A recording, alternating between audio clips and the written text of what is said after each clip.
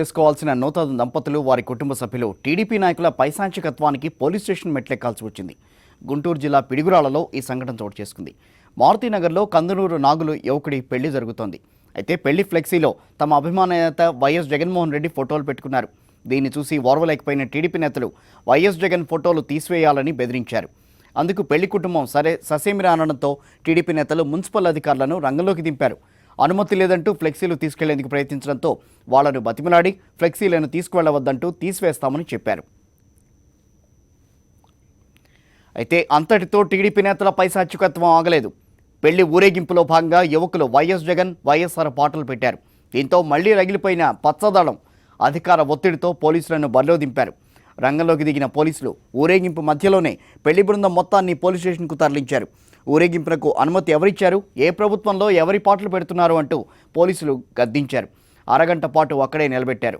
TDP నేతలు పోలీసులు తీరుపై పెళ్లి బృందం సభ్యులు మండిపడ్డారు. అభిమాన నేత ఫోటోలు కూడా పెట్టుకునే స్వేచ్ఛ తమకు లేదా అని వారు ఆవేదన వ్యక్తం చేశారు.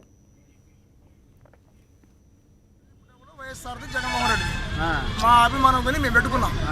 మేము 47 సంవత్సరాల వయసు ఏంటి, 87 సంవత్సరాలు మా నాన్నగారి వయసు. ఇప్పటికి మేము కాంగ్రెస్ పార్టీ ఎడలేదు, ఈ వాటికి మేము బయటికి పోలేదు. అదే అభిమానంతో ఆయన ఫోటోలు వేసుకొని మేము పెళ్లికి ఆహ్వానించుకున్న వాళ్ళందరినీ. దానివల్ల పెక్సిల్ తీయమని తీసేసాను బయటికి. అదే ఊరేగింపుతో గంగమ్మ గుడి దగ్గరికి వచ్చాం.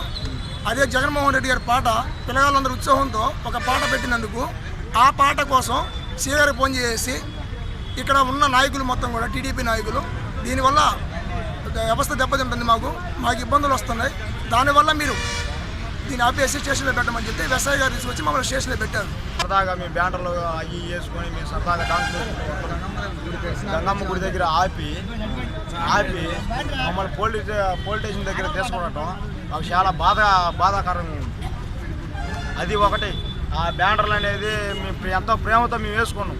దాన్ని బ్లేడ్ పెట్టి కొత్తామంటే ఒకటో నెంబర్ కౌన్సిలర్ ఒకడు, ఆ 30వ వార్డు కౌన్సిలర్ ఒకడు, ఇద్దరు చాలా తీవ్రమైన కండిషన్ మాకు పెట్టి చాలా వరకు